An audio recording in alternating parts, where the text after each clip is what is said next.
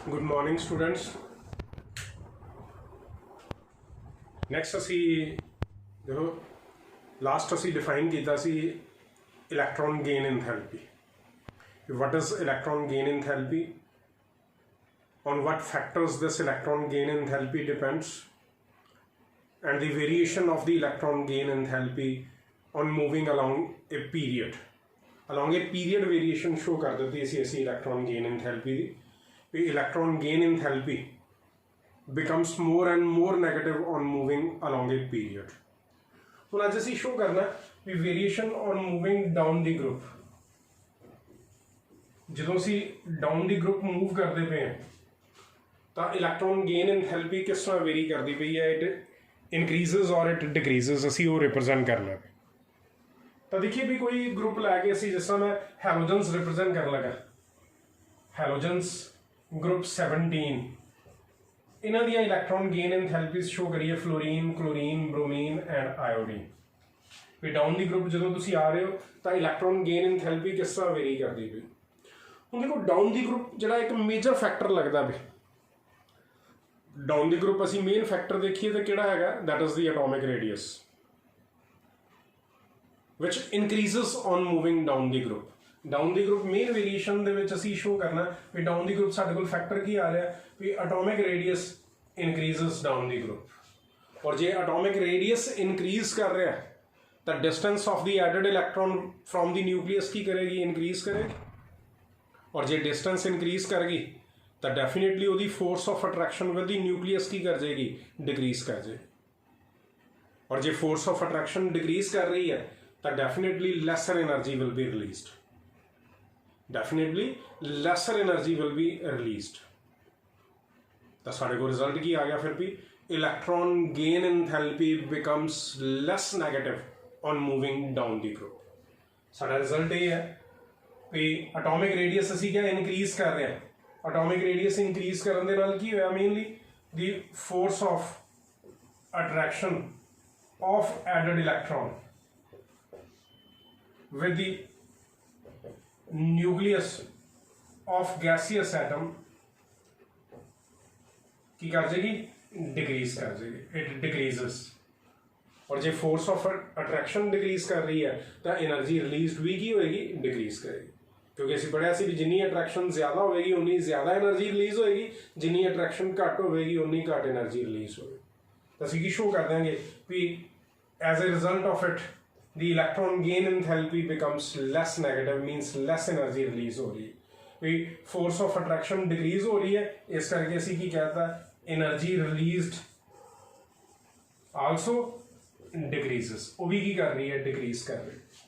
तो फिर ओवरऑल साढ़े को रिजल्ट की आ गया भी electron gain enthalpy becomes less negative on moving down the group. On moving down the group electron gain enthalpy becomes less negative. तो ये रिप्रेजेंटेशन असी शो करने साढ़े को वेरिएशन जिस तरह असी डिफाइन किया भी electron gain enthalpy becomes more negative on moving along a period, उत्थे असी डिफाइन कर दिता भी electron gain enthalpy becomes less negative on moving down the group. और उसका एक ही रीजन है क्योंकि एटॉमिक रेडियस इंक्रीज कर रहा है on moving down the group, distance of the added electron from the nucleus increase कर रही है, उसकी force of attraction with the nucleus of the gaseous atom decrease कर रही है। और जो फोर्स ऑफ अट्रैक्शन डिक्रीज कर रही है तो definitely lesser energy will be released during the addition of the electron. इस करके इलैक्ट्रॉन गेन एंथैल्पी की करेगी, डिक्रीज करेगी, मतलब becomes less negative on moving down the group. हुण जे असीं वेरिएशन शो करिए एग्जैक्ट साडे को ऑर्डर दईए तो क्लोरीन, ब्रोमीन और आयोडीन का केस असीं शो करिए तो मैं डिफाइन कर रहा भी down the group becomes less negative.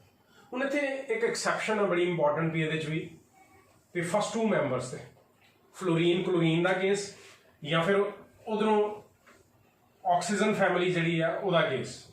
मैं 2 ग्रुप्स रिप्रजेंट कर रहा भी फ्लोरीन क्लोरीन ब्रोमीन आयोडीन सी या oxygen sulphur selenium and tellurium, एक ग्रुप 16 आ गया।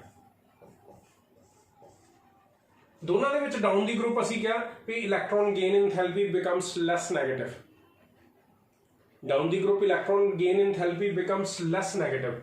तो हुण उहदे अकॉर्डिंगली की होना चाहिए भी क्लोरीन दी इलैक्ट्रॉन गेन एंथैल्पी जिहड़ी है it should be less negative than fluorine, और सल्फर दी इलैक्ट्रॉन गेन एंथैल्पी ऑक्सीजन तो लैस नेगेटिव होनी चाहिए। ठीक है, फिर सुनियो, क्लोरीन दी electron gain enthalpy should be less negative than fluorine, और सल्फर दी electron gain enthalpy should be less negative than oxygen, क्योंकि डाउन दी ग्रुप की कर रही है, डिक्रीज कर रही है, but actually reverse is there.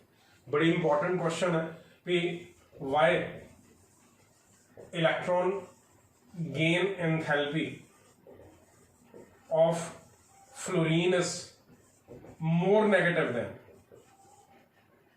less negative than, it is less negative than chlorine। ਅਸੀਂ रिप्रेजेंट करना fluorine is less negative than chlorine, और उधरों oxygen is less negative than sulphur. 16 group दे विच ऑक्सीजन और सल्फर का केस है, और 17th ग्रुप दे विच फ्लोरीन और क्लोरीन का केस है। ਅਸੀਂ कह रहे हैं down the group becomes less negative. होना की चाहिए सी जो पहला मैंबर है वही की होनी चाहिए मोर नेगेटिव, क्योंकि नीचे ਨੂੰ जाइए तो लैस नेगेटिव हो रही है, तो जो पहले मैंबरस है उन्होंने की होनी चाहिए सी मोर नेगेटिव, बट असी इतने साढ़े को क्वेश्चन की है they are exceptionally less negative. Fluorine और ऑक्सीजन दी electron gain enthalpies they are less negative than chlorine and sulphur. हुण इहदा रीजन असी एक्सप्लेन करना भी क्यों इस तरह का एक्सैप्शनल बिहेवियर है। तो रीजन असी देंगे it is due to very very small sizes of oxygen and fluorine. ध्यान नाल देखो, पीरियोडिक टेबल दे विच हाइड्रोजन तो बाद जे कोई स्मॉल साइज्ड एटम्स है तो ऑक्सीजन ते फ्लोरीन ही है। हाइड्रोजन के नीचे कौन है? लिथियम, और लिथियम तो जो तुसी फ्लोरीन वाल जा रहे हो along a period, the size की करता है? डिक्रीज। इस करके असी की कहांगे भी जो ऑक्सीजन और फ्लोरीन है they are having very very small sizes, और उन्होंने साइजेस छोटे होने के कारण, स्मॉल साइजेस होने के कारण जो उन्होंने को वैलेंस इलैक्ट्रॉन्स है they are very close to each other.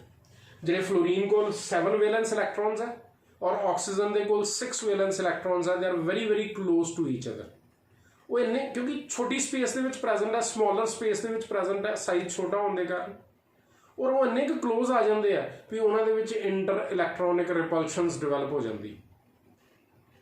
साढ़े को रिजल्ट ये आया भी in the valence shell of oxygen and fluorine there are present inter electronic repulsions.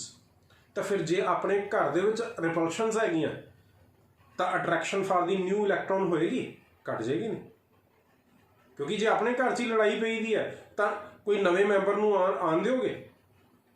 तो असीं ये शो करांगे भी जिहड़े वैलेंस शेल आ ऑक्सीजन और फ्लोरीन दे due to their small sizes there are present inter electronic repulsions in their valence shell, और जे अपने घर दे विच रिपल्शनस हैगियां तो definitely attraction for the new electron added electron की कर जाएगी? डिक्रीज कर जाएगी, और इलैक्ट्रॉन गेन एंथैल्पी की हो जाएगी? Lace negative. ये रीजन असी दिया भी ओवरऑल डाउन दी ग्रुप जी इलैक्ट्रॉन गेन एंथैल्पी है it becomes less negative, but जी पहले दो मैंबरस है उन्होंने एक्सैप्शन आ रही है भी वो असी शो कर दिता भी क्यों एक्सैप्शन आ रही है भी जो फस्ट 2 मैंबरस है उन्होंने साइजेस बहुत छोटे होने के कारण due to their very small sizes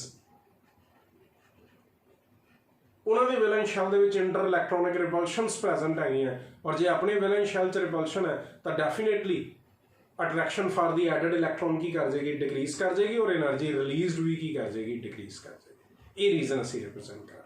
बड़े इंपॉर्टेंट क्वेश्चन जी इलैक्ट्रॉन गेन एंथैल्पी चो अक्सर क्वेश्चन आया होंगे, why electron gain enthalpy of fluorine is exceptionally less negative than chlorine, why electron gain enthalpy of oxygen is exceptionally less negative than sulfur। तो sizes दे accordingly उन्होंने reason दे तो इसी electron gain enthalpy की है और उसकी वेरीएशन असी किस तरह एक्सप्लेन कर रहे हैं along a period and down the group. हुण नैक्सट असी करना भी जिस तरह असी सक्सैसिव आयोनाइजेशन एनर्जीज पढ़िया सी उस तरह ही successive electron gain enthalpies, successive electron gain enthalpy.